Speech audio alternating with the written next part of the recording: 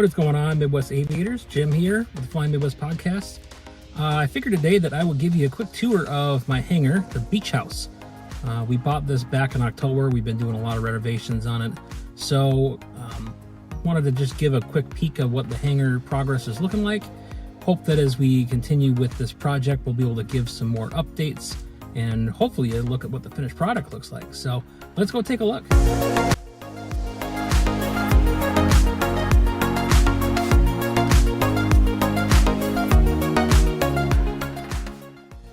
All right, welcome inside the Beech House. This is called that because we've got a Beechcraft Sundowner that we keep in here. We also got a buddy of ours who will be renting out a spot to put his Beechcraft Baron. So 2 Beechcrafts, Beech House, little play on words. Anyway, we've been working pretty hard on getting this thing up to snuff. So I'll give you a quick tour of the hangar, kind of show you around what we got going on in here right now.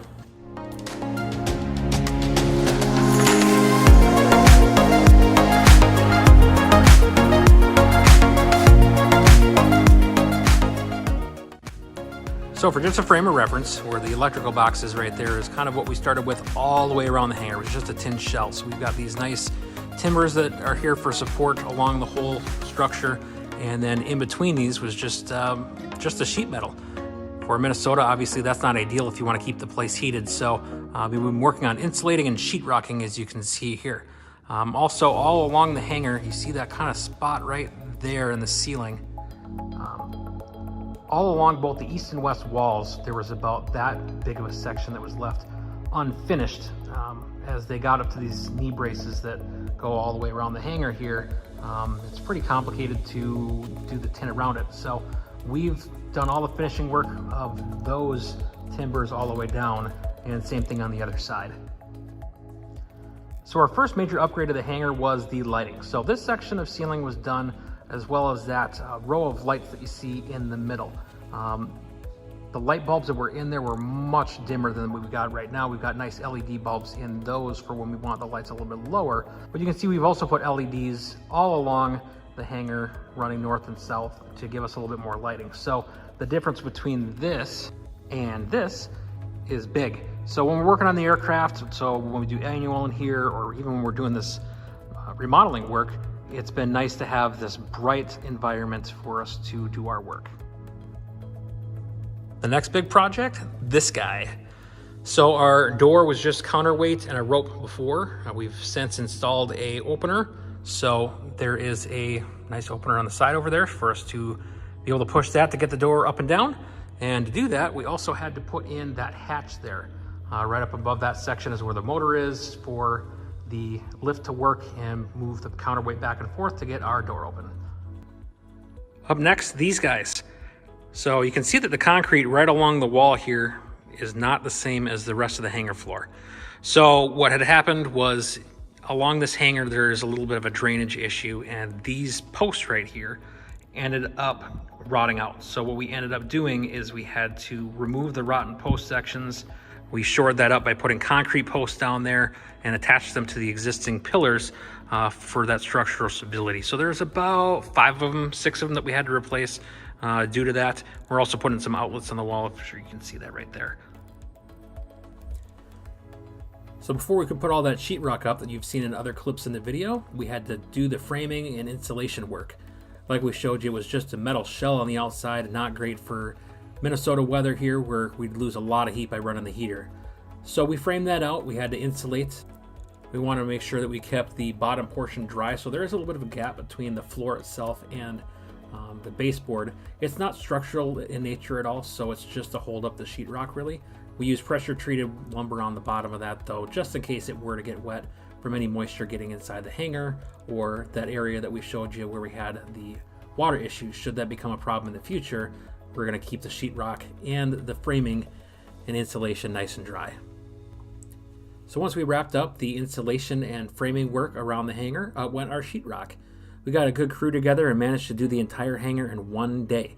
Now that doesn't include the mudding or the taping, but the actual hanging of the sheetrock itself.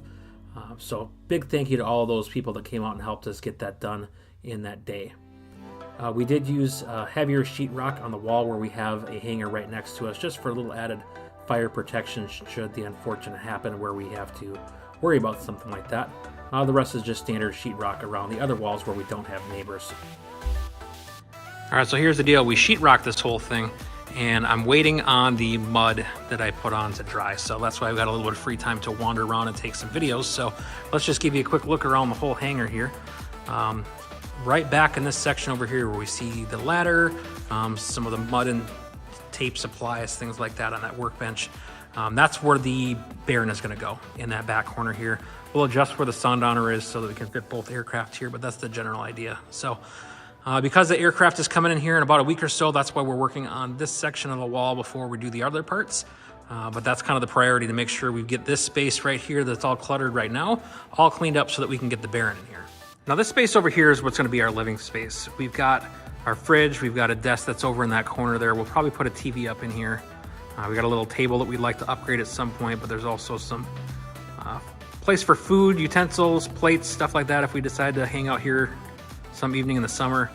We got our grill here too.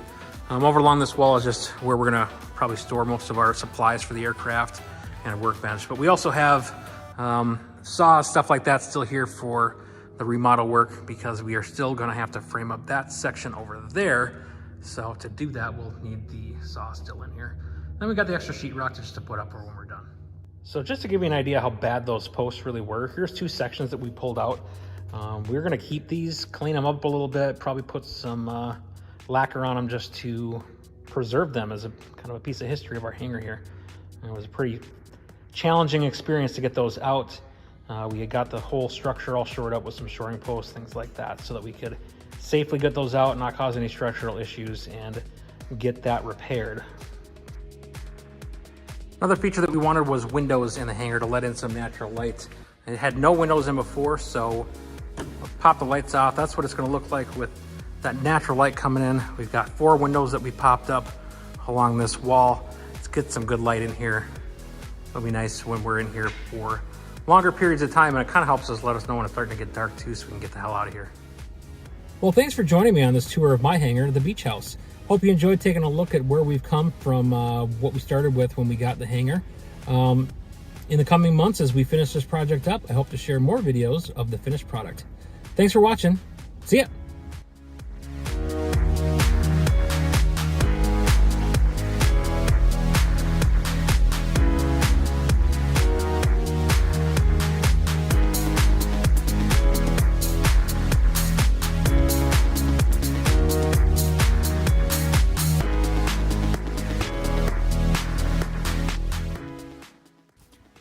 So that's the tour of the hangar.